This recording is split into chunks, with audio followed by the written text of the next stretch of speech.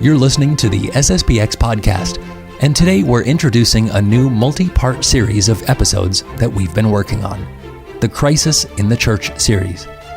I had the opportunity to sit down with Father Paul Isaac Franks of the SSPX, who is spearheading this project, about this series, what he hopes to achieve, and what will be included in this nearly 20-episode project. For more information about this, please visit sspxpodcast.com. There you can submit questions to be asked on this series and subscribe to our podcast so that you won't miss any of these episodes. We'll also be putting these episodes on YouTube. Simply search SSPX News English and you'll find all of our videos there as well. Now, here's our conversation with Father Franks. Well, welcome to an edition of the SSPX Podcast, and we're talking with Father Franks. Hello, Father. How are you? Hey, Andrew. I'm doing well, thank you. Very good. Well, this is the first time you and I have talked, and like I mentioned at the top, this is a little bit of an introductory podcast introducing a series that we're going to be starting on the crisis in the church, and it's going to be a multi-part series. But before we dig in and kind of introduce what we're doing, this is the first time you and I have talked on one of these podcasts or one of these videos. So could you let people know who you are? So I'm Father Paul Franks. I'm originally from England. I was born and raised in England, did my school and so on there. Grew up Catholic, but diocesan Catholic, and discovered the traditional movement when I was in university, and shortly afterwards entered the SSPX seminary in Winona, Minnesota, where I studied for 7 years, being ordained in the last year of the seminary being there in Winona before I moved to Virginia. And then I was assigned in St. Mary's, where I teach in St. Mary's College, teach philosophy and theology, and I look after the mission in Wichita. And this is my 5th year now in St. Mary's, my first assignment as a priest, and I'm very happy here. Fantastic. Well, and some people may have seen something about you. You did a pretty big bike ride across. Oh yeah, once upon a time, yeah. It was what, 3 years ago, 3 years ago? It was a fundraiser for the Wichita I don't know. Yeah. Chapel. It was what everything seems like a long time ago this year. Everything does, yeah. No, that was great. That was great fun. I did. Yeah. I rode in England and Scotland about 1,000 miles on my bike.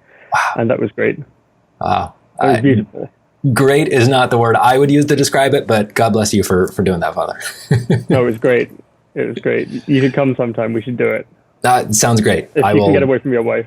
Yeah, she would be happy. She'd be happy to get rid of me, Father. Well, we are going to be doing this series on the crisis in the church. And Father, you approached me and said, I would love to do this series. I was trying to get you for, I think, 2 years now to come on and do some of our questions with Father and be a regular guest on that.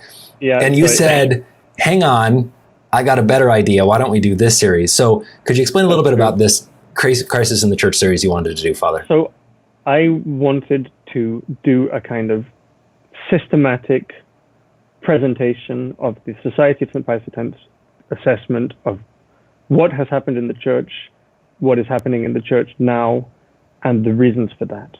Okay. So something that would really be able to be used as an introduction for inquirers, and also to reinforce and solidify in the minds of people who are already faithful parishioners of the society, what are we doing, why are we doing it, and what is the background to that.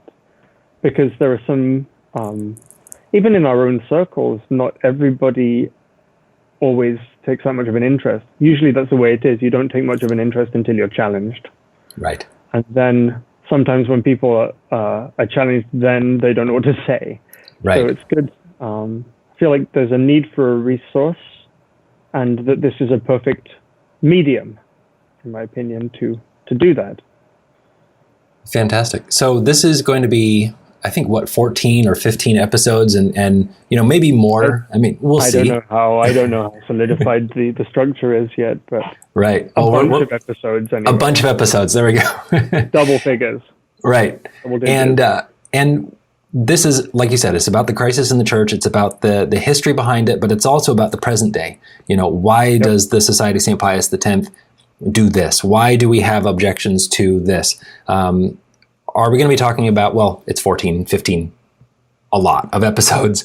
We're going to be talking about probably the biggest hits, right? The biggest hits, kind of being the ecumenism, collegiality, those kinds of things from Vatican II, but we're also going to be diving into some other details. Can you kind of give an overview of kind of the topics, what we're going to be talking about? I mean, a general overview would be starting with the obvious. Is there even a crisis in the church at all? You can't spend 15 episodes talking about it if you don't establish that there's something to talk about. Sure. And then we'll talk about really where did it come from historically? So is there's historical background? The crisis didn't come from nowhere. Where do you trace that? That's an interesting conversation we could have. When did the crisis start? That could be a 3-hour debate, between different priests. Right. Where did it start? Do you want to go back to the 13th century? Are we talking about the Renaissance? Are we talking about Protestantism? Are we talking about Protestant modernism? Are you talking about the 19th century? Are we talking about liberal Catholicism? All of that stuff. Where did it start? Because one thing's for certain, it didn't just start in 1962. Right. And the society has always sort of stood against that idea that the 1950s were a golden era, and if we could just go back to the 1950s, everything would be fine. And we've said, no, if we went back to the 1950s, we would just have Vatican II all over again. Right. To realize that there was something wrong, there were problems way before the council that are feeding into this. This is part of a big cultural sweep. And then to talk about how the council unfolded, what really happened there, the preparatory period, the council itself, who were the players, how was power steered, what were the intrigues, what was going on behind the scenes, all that kind of thing. Sure. How did it work? How was it able to happen? And then obviously we'll talk about the council, the results of the council, the theological results. Ecumenism, collegiality, religious liberty, the reform of the liturgy, of course, being a big thing to talk about. And then how do we respond now? Since the SSPX judges, there was a break. There was a rupture, a theological rupture. How do we respond to that now? How do we make sense to it? What do we do? What did Archbishop Lefebvre think it his duty to do? Was he justified? Was he justified in his disobedience? Can disobedience in fact be justified? Was he justified in his episcopal consecrations? Did he cause a schism? Why do we not obey everything the Pope says? Or on the other hand, why do we think that there still is a Pope? Right. So all of those sorts of questions. In short, this is not a topic that we can just do in one episode. That's why we're thinking double figures. Double digits. Yeah, no, it's not. It's not something you can just synthesize in one episode and give a sufficient knowledge of. I don't think so. These are deep issues. Sure, absolutely. So who's the audience, Father? Are we talking to, or who are you hoping is the audience for this series? Is it people who are Catholic and don't even really know there's a crisis? Is it people who are kind of scratching their heads over the last few years, especially during the current pontificate, and saying, there might be something wrong? Or are we talking to the home team? Are we talking to people who already attend an SSPX chapel? Who are you trying to reach? Or D, all the above? I think that my hope would be that it would be a resource that could be useful to all of the above. So certainly there is a need, as far as our own people goes, there is a need for us to explain more. There's only so much you can give in sermons. There's only so much you can give in catechism classes. Not everybody comes to catechism class. My impression is that fewer and fewer people actually read books. So I think there's more that we have to explain. I don't know if the people who don't come to catechism class also watch YouTube videos, but maybe they do. Maybe they will. Right. Maybe they will. And certainly it could be useful to those who are perplexed Catholics who see that there's something amiss and want at least to explore the Society of St. Pius X's position on that as a reference point when they're trying to find their own bearings amidst the various positions which can be adopted in the church today. And certainly something as well that could be of use to somebody who hasn't really considered these issues before and just wants an introduction. Sure. So I think in each case, I've even received calls, honestly, since the lockdown. We did our little series in St. Mary's, the Time with Father, and all of us recorded some of those things. I even received a call recently from a woman not even Catholic who's been watching interestedly and is thinking about things.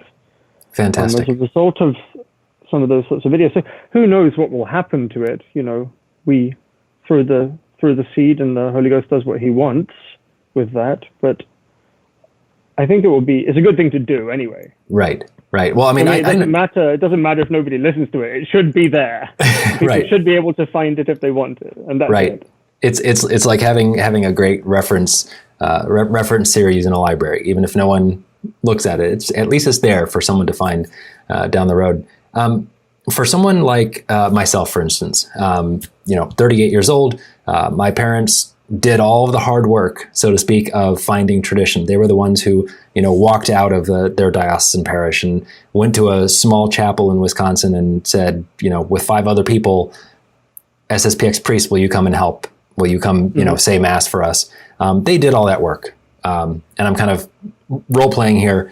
I don't need all that. My parents already did that. They did the research and they said, hey, Novus Ordo bad, modernism bad, traditional Latin Mass, good, do this. And I sit here and I say, I agree, and that works. And now I go to this Mass. I don't need to read encyclicals. I don't need Father to talk to me for 16 episodes about this. What do you say to me, Father? Well, I mean, I think there's 2 things that I would say there. First of all, if we don't have a sufficient reason for being in our position, so understand, you are not in, if you're into the SSPX Mass, you're not in your normal parish. You're not under your normal parish priest. So what is your reason for that? You have to have a reason in conscience. Otherwise, you're just being disobedient. Unless you can give an account of that, then we have issues. That's the first thing. We have to at least be able to give, at a basic level, the reasons for what we're doing. So proportionate to our own understanding. Sure. Proportionate to our own understanding. But if you have the capacity to know all sorts of things about politics and physics and football, then you should be able to take an interest, at least to give an account on the same level. You should know at least as much about why you're going to Mass, where you're going to Mass, as you do about the football results. Sure.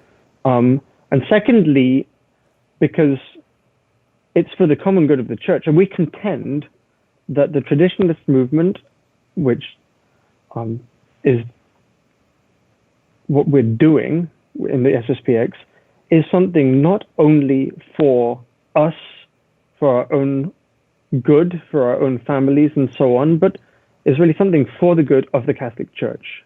That tradition is meant for the whole Catholic Church, and what the traditional movement seeks to maintain and preserve is meant for the whole Catholic Church, and is indeed the only way for the Catholic Church to find again its way, its bearings, and to be set on the right course. Which means that each Catholic, again in proportion to his abilities and his opportunities, has a certain obligation, at least in charity, to answer the questions of those who inquire. Sure. And so we have a duty to inform ourselves so that we can act for the good of the whole Church. And surely you have Catholic friends. Surely you have Catholic friends who may want to ask you, why do you go to Mass there? And you can tell them, oh, my parents made the call back in the 80s and I've never looked back. But and maybe if that's all you're capable of, come and see, it's beautiful, fine. That would be an okay response for somebody who doesn't have the capacity to understand. But if you have the ability to go deeper, and there's more that you could say to help that soul, many people are not going to be persuaded by just what your parents gave you right. many years ago. So right, and they're not going to be just persuaded by come and smell the incense and listen to the bells and the choir. Oh, they'll go and find people who have better bells and better choir and better incense. Right. I think Father McFarland, who's going to be one of our speakers on this series, he gave a whole sermon, and the sermon was titled "We're Not Just Here for the Pretty Mass." It's that whole point. This isn't why we're doing this. No. So that's a great point, Father. Speaking of Father McFarland, speaking of the other priests, it's not just going to be you and me sitting here doing this. You've gathered a posse, so to speak. You've gathered up a team. So could you introduce who else is going to be doing this series with us, Father? So Father Paul Robinson, a regular on your podcasts already, on our podcasts, I should say. Obviously a former seminary professor and author of his own recent monograph. And Father Robinson, I think, is known. He'll be an asset to us. Father McFarland, again, who's spoken on the SSPX podcast before, who's rector there down in Phoenix with you, Andrew. Mm-hmm. And then Father Wiseman, currently a professor at the seminary in Virginia. Father McFarland, Father Wiseman, and I were stationed together in St. Mary's, so I'm happy to be working with them again, more closely on this project. Father Reuter, who was just a seminary professor for many years until this year. He's just received his new assignment. And Father Loop, who's down there in Post Falls, principal of the school down there. So that's the team I've gathered together, who's volunteered to help me. I would not have time to do this all on my own, and anyway, it's good for everybody to hear different perspectives, different voices, different faces, and as much variety as we can give when we're talking about some things that may not be the most accessible to everybody. Some people get very excited about these sorts of things. I get very excited about these sorts of things, but not everybody gets very excited about these sorts of things. Well, and that's why you're a professor at St. Mary's College, Father, because you really get jazzed about this. Yeah. Well, that's good. It's a benefit for us, though. That's good. Well, we're gonna be starting to record some of these. We're hopefully gonna get a few of these produced and recorded and out there. We're here in the middle of September right now as we introduce this, and hopefully by the beginning of next month, beginning of October, we'll have this, and it will be, again, hopefully, we're living in 2020, Father. Everything is hopefully, right? Everything is under divine providence at this point, but we're going to be releasing these every week or maybe every other week. But it's going to be a long series, but it's going to be something where I think people can share certain episodes, take portions of it, have their friends and family listen to it, and maybe there's a few episodes that you'll really enjoy. And, again, speaking to our listeners, and if you have questions about the crisis, if there's something, again, we're covering everything about the crisis from A to Z. So if you have any questions about it, send them in, and we'll get them to our priest to hopefully have answered eloquently. Right, Father? I hope so. I mean, I would look forward to taking specific questions, in fact. Good. So we'll see. That'd be great. Well, it's a great experiment, and I think it's a great idea, and I'm looking forward to getting it. Frankly, for myself, I'm excited to start this with you. There's a lot that I know I don't know, and so I'm excited to be in the front row seat and with you, Father, and with our other 5 priests, and I hope our listeners will as well. Okay. So thank you for getting this put together, Father. I appreciate it. Thanks, Andrew. Look forward to it. All right, thanks. Hey, God bless. For more information about this series and all of our podcasts, please visit sspxpodcast.com. There, you can submit questions to be asked on this series or on our Questions with Father series. And you can subscribe to our podcast so that you'll never miss an episode of this series or of any of the other episodes. You'll also be able to view this project on YouTube. Simply search SSPX News English, and you'll find all of our other videos there as well. Just make sure you click the little bell icon.